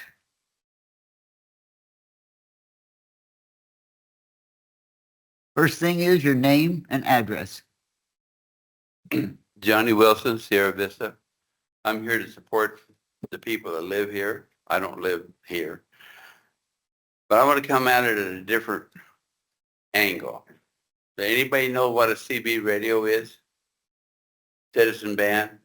I drove truck for 45 years. We basically live by the CB radio. You have a thing called sunspots that come in and out about every 7 years. You got a meter that goes from 1 to 10. And when the sunspots are out really, really bad, you can't talk more than a quarter mile. So when you're sitting at a place to unload, they can't call you on a CB to come in to get your load or unload. So my thing is when these sunspots hit, like the fire they had the other day, how do we know that wasn't a sunspot that just flared up and all of a sudden the solar panel couldn't take the juice that it got fed to it? I don't know if there's controls on them. I'm not a technical person. And most of the people that live out here, like they said, they want to live on the road less traveled. We want to, the road I live on, we probably get 4 cars a day down it, and it's lovely. But anyway, I'm just here to support them, and just, your commission said no, so you guys need to say no.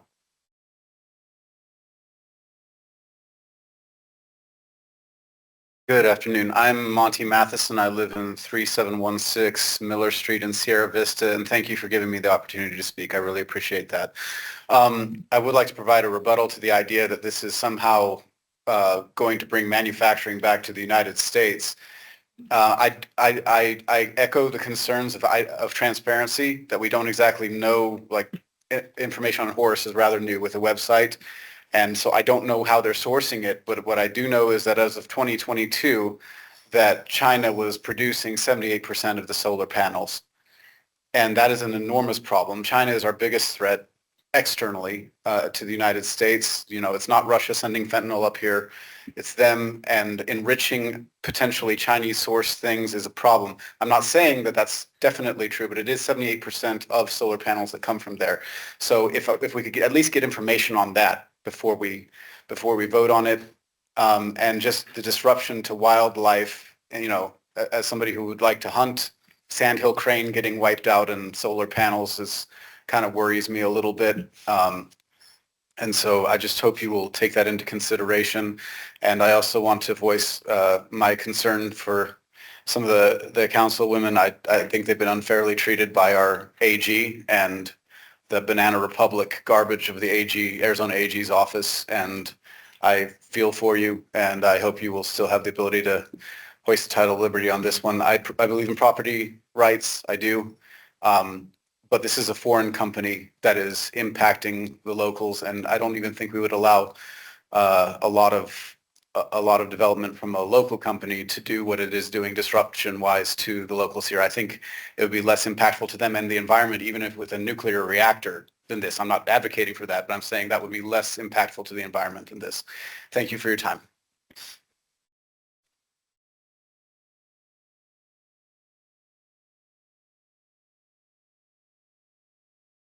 My name's Jane Shepp. Can you hear me? Yep. Fine. I live at 6909 North Blackberry Place. Blackberry Place empties right out on Prince Road. I've seen Prince Road, as far as the flood zone goes, underwater. There's flooding on both ends. That watershed is a very serious problem, especially if any of the county dams up here break in the hills. The other thing is, this outfit that wants to bring these panels in don't even secure their panels. So I was going to church on Tuesday for Bible study, and there was 2 of them in the middle of the road. One of them had been ran over. That's dangerous. We had 50-mile-an-hour winds that day. Why were those panels not anchored enough? It interferes with the safety of the people driving. What if it hit a car? I picked them up and moved them out, and they were about the size of this area here. Actually, they were bigger. Thank you for your time.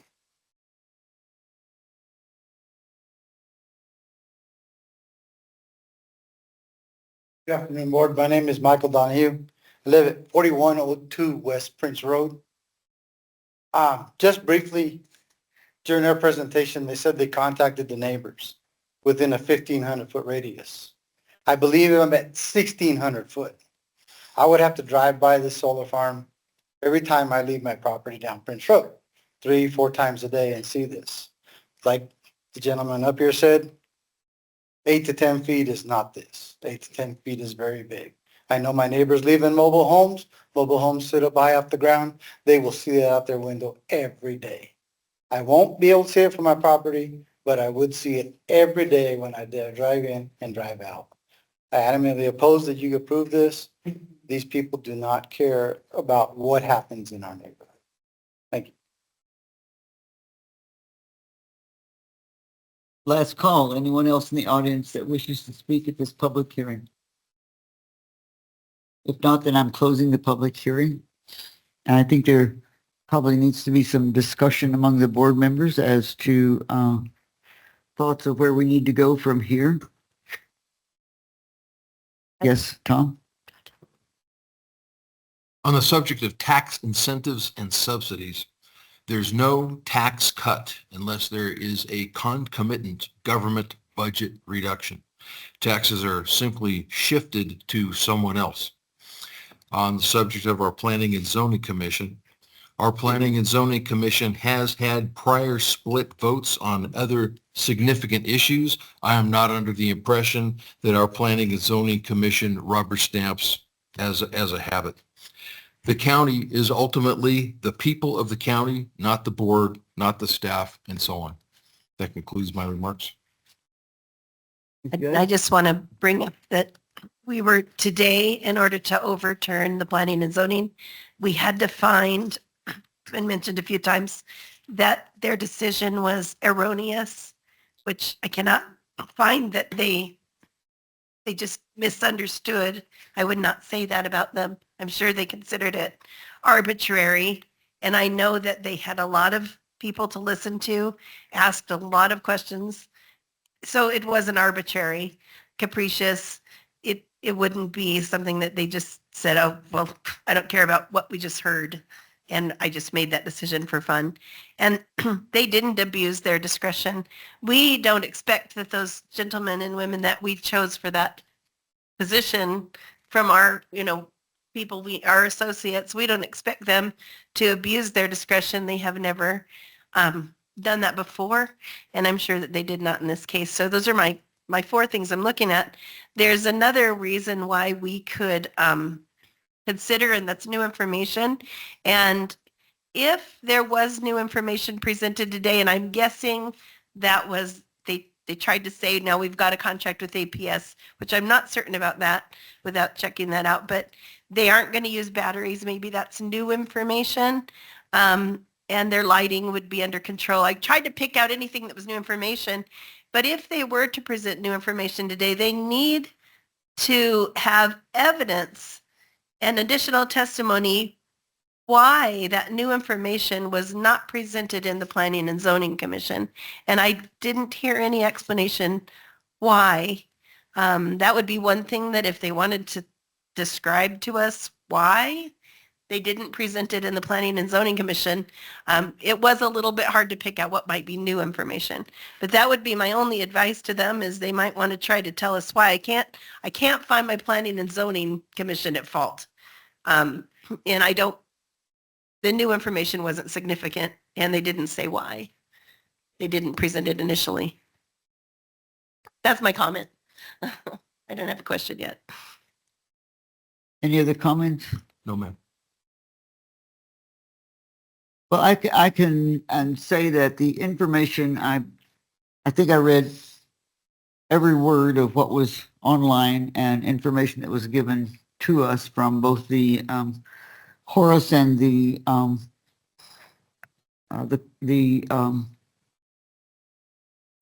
commission gave us one page of information, or the department did, of what their perception was of what happened at the meeting. I think that I am a big proponent of solar. I think that it is more useful here than, even though we don't like the wind, we're not a place where wind power is going to help us in the future, even though a lot of our people who lived here a long time ago had windmills.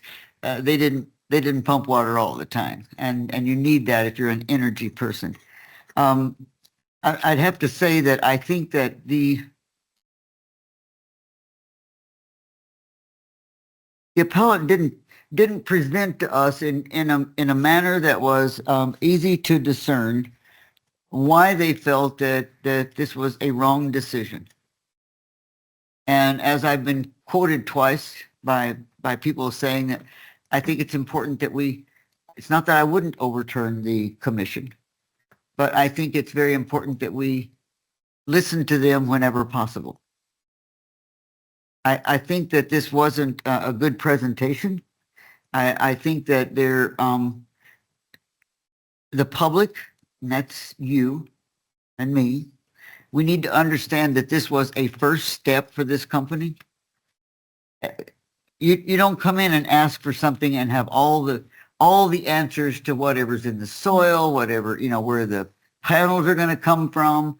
This is the first step. If they didn't get through the first step, then they can't get to the rest of it. And so you've been asking for them to give you information that isn't going to be available without a lot of money being spent. And if they can't get the change that they need in step one, then they're not going to be able to do that. And I think that turned a lot of people into negatives for this project, because they wanted answers that this company was not ready to give them. And this company didn't feel like that they needed to be ready to give them at this point in time. But nevertheless, that was the impression that they gave. And so a lesson on their part of Horace, if you're looking at this again, then you need to understand that the public doesn't necessarily understand all of our processes, and they want a lot more information than you're willing to give them at that time, because you don't have it, and you need to be able to explain that to them. And apparently that did not happen. So it's very rare that we get this 7-1 or 7-0 negative from our Planning and Zoning Commission. I think both sides are at a problem here. One was they weren't quite listening because there were so many things they didn't get a good answer to. And the other one is the company was not prepared to deal with the rural people that showed up and needed answers, and you couldn't give them to them at that particular time. So, are there any other comments that need to be made before I ask for a motion? Because we need to have a motion on the floor. I was just going to let our legal counsel review this comment. Denial of the appeal upholds the Planning and Zoning Commission's previous disapproval of the application. Is that correct? You stated that correctly. Okay, thank you, Madam Chair. That's on page 13. I think you need to refer to that. Yeah, I'm okay. So is someone going to make a motion here? Yes. Madam Chair, I move we deny the applicant's appeal by Horace Energy AZ1, LLC, SUA 24-02 of the Planning and Zoning Commission's denial of the special use authorization SU 24-07 for a solar energy power plant, Dahlia Solar. I'll second it. Okay, we have a motion and a second. Any further discussion? Is there a need for us, as was for the Planning and Zoning Commission, to tell individually why our vote? Yes.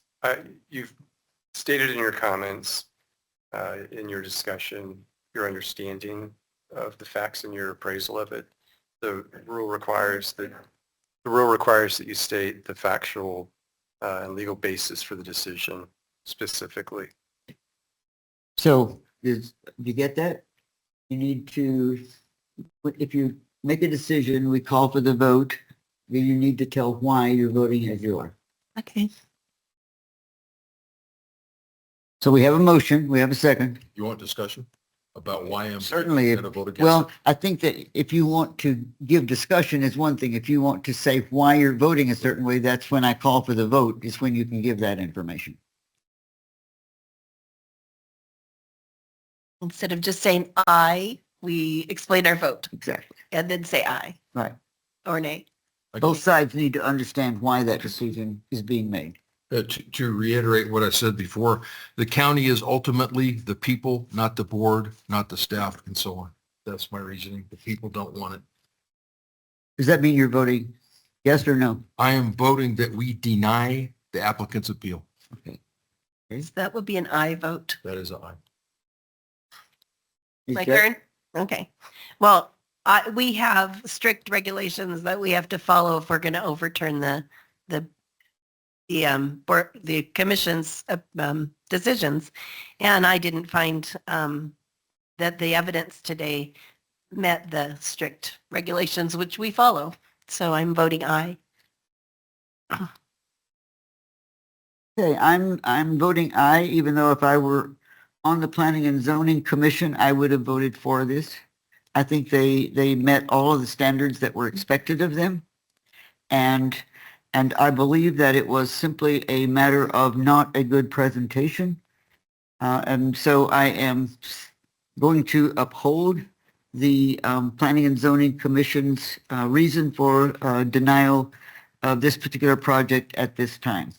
So having heard that, we have 3 denials. That means that it passes or fails or Appeal fails. yeah, the appeal fails. And so we move on for here. And I think that maybe there are lessons learned by all of us. So we now move on to the rest of our agenda. We do have an agenda that covers more than just this.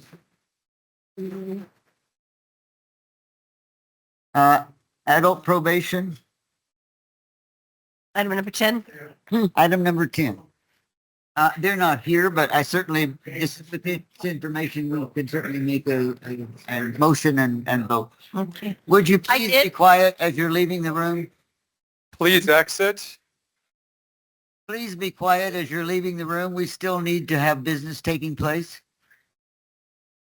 Thank you for that courtesy. I'm going to read the motion.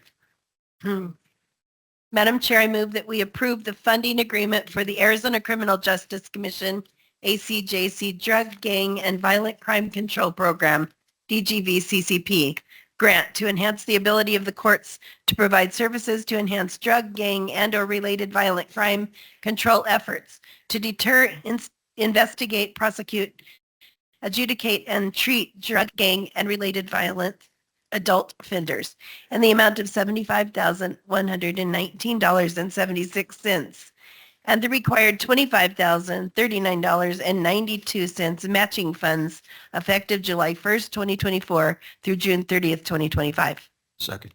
We have a motion and a second. Any further discussion? This is usually routine. It comes through every year, so I don't know that we need to discuss this. And so I'm willing to call for the vote right now if there's no discussion. Okay. All those in favor say aye. Aye. Aye. Chair votes aye, and it's unanimous and approved. Okay, now we look at item number 11. Ms. Judd, would you like to explain this or give us a motion as your explanation? Madam Chair, I move that we approve Community Enhancement Fund expenditures for District 3, provide $9,000 to the City of Benson for a visitor center sign. And I've gone to my communities knowing that we have a little bit of money to spend that can help the communities, and asked the cities what their biggest need were. And Benson is someone I realize I helped them with their animal shelter at one point, but that was kind of out of all of our purview. We were happy to do it. They needed it and we're happy to help. But I asked if there was something that would really make a difference and something they were working on, and they're going to go in halves. This is half of what they need to replace that sign. And so I'm asking the board if they would be willing to help or to approve my donating this money to them. or contributing it to their Was project. a motion ready? She made the motion before she did the Yeah. explanation. Second. So if you'd like to second it. Oh, Okay. whoops. We have a motion and a second. We also have an explanation. So unless there's something further that you'd like to add, I'm going to call for the vote. All those in favor say aye. Aye. Chair votes aye, and it's unanimous and approved. And I've been asked to remove item number 12 from the agenda by the person who submitted it. So we'll move over item 12 and go to item 13. Madam Chair, I move we approve Department of Justice, DOJ, Office of Community-Oriented Policing Services, COPS Grant 15 POPS-24-GG-02071-TECP to develop and acquire effective equipment, technologies, and interoperable communications that assist in responding to and preventing crime in the amount of $981,000 effective March 9th, 2024 through March 31st, 2026. I'll second it. Okay, we have a motion and a second. Any further discussion? John, do you think you need to add anything to that? No, Mr. Well, maybe just, not that I want to prolong anything, but when you mention things like the Office of Community-Oriented Policy Services, a brief explanation for the public of what that is. The COPS is. What do they do? It's policing services, Madam Chair. That it's just initiative, or they're a group that makes sure that we're out there, community-orientated policing. So we're out in the communities.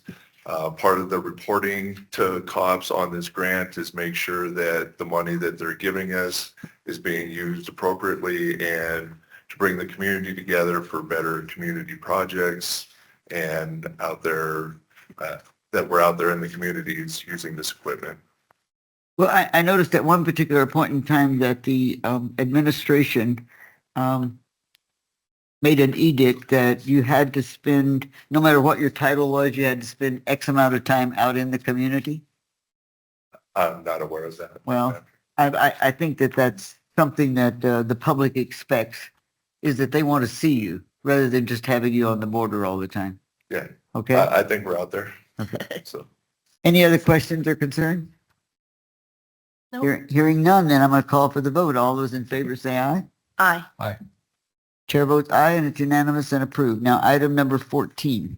Could we have a motion on that, please? Madam Chair, I move we approve Arizona Criminal Justice Commission, ACJC, Project Safety Neighborhood Grant Fiscal Year 2025 Award, PSN-25-003, to implement an NIBIN, which is National Integrated Ballistic Information Network Program in Cochise County, and the amount of $242,459, effective September 19th, 2024 through September 30th, 2025.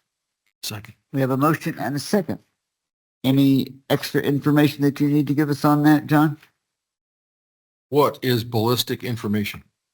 This is the NIBIN system, the National Integrated Ballistic Information Network. So it's the network. There will be equipment where we'll be able to test ballistics, the shell casings or fired shell casings from weapons. It's then entered into a database, and it's almost like a fingerprint, and using the shell casings, drive-by shootings, homicides, even a lot of these, the smuggling stuff that we have going on, there's a weapon in a car. Even though that the gun hasn't been fired, we can test fire those and then put it through the machine, put it into the database, and see if, say in Phoenix, that particular gun was used in a crime or a drive-by, a homicide, something like that. So that's the network. Appreciate that. Yes. Any other questions, comments? That's fascinating. You kind of see that on the crime shows, but you don't really know what it's about. It's just fascinating. Yeah. And there's one thing to add that I would like to add is not just Cochise County that's benefiting from this. This is available to all law enforcement. So it could be Border Patrol, Cochise County, all the municipalities, Graham, Greenlee County. Other states even, right? Does that go to national? The network is national, but for the system that we're getting, this 242,000, that will be available to all local agencies That's in neat. Cochise County, not just the sheriff's office. Okay. Can I Any say other one more questions thing? or comments? Thank you for the tour yesterday of the Okay. Application Center. All those in favor say aye. Aye. Chair votes aye and it's unanimous and approved. Thank you. Okay, item number 16. Raphael, you've been waiting a long time. Let's have a motion on the floor so you can do the dance. Is this 15? Item 15. Okay. Approved grant award number 310-32124 from the Arizona Community Foundation of Cochise for the Keeping Care Local proposal in the amount of $10,000 effective October 29th, 2024 through October 24th, 2025. I'll second it. Okay, we have a motion and a second. You want to add anything to that so you can tell your boss you sold us on it? Good morning, Madam Chair, members of the board. We're just seeking approval for us to use the money from Arizona Community Foundation of Cochise. Sorry, I'm reading. I was thrown into this yesterday. Basically, we want to establish a Keeping Health Local public service campaign to kind of, what we're seeing currently is that everybody is escaping to Tucson and Phoenix to go get their health, medical, anything and that nature. So we're trying to keep that here. And this money's going to give you a campaign to do that. Well, it's part of it. Yes. So we actually are partners with 5 local hospitals in the county. And amongst all of us, we're actually going to put that money. So no money will come out of the county. It's just grants and the hospitals. We're just spearheading the initiative. Okay. Any other comments or questions from the board? No, Madam Chair. I think I'd like to see this be a couple of $1 million a year so we could get some new doctors. That is the hope. That is the hope. Once we transcend that misconception that rural health is not good enough, that we actually keep the money here and all these doctors come back. Good time. Okay. Well, that's good enough then. Thank you. Okay, we have a motion and a second on the floor. If there's no further conversation or comments, I'll call for the vote. All those in favor say aye. Aye. Aye. Chair votes aye and it's unanimous and approved. Everybody at the state and federal are campaigning, so there's no state and federal legislation. Mr. Karwachka, any words of wisdom? Go vote. Go out there and vote. Elections day is next week, Tuesday. That's the It took current you thing. 2 weeks to come up with that? Yes. Okay, current events in District 1. Pass. Pass. Okay, District 2, there's nothing but infighting going on in my district. So District 3, anything going on up there? We have a great pumpkin patch and it's open till Halloween Day. So it's amazing. They have They other go good throw vegetables. pumpkins at each other? Is that what you do No, up there? they have a corn maze and they have lots of you pick Oh, that's vegetables. it. Apple Annie's. Apple Annie's. Okay. And then just the carnivals, I think if you don't have little children and you're not taking them to something, think about volunteering, doing the trunk or treat or whatever. It's really, really needed. It's really needed. So. Okay, next meeting will be on Tuesday, November the 12th at 10 o'clock a.m. in the Board of Supervisors hearing room for a regular meeting. Having said that, this meeting is adjourned.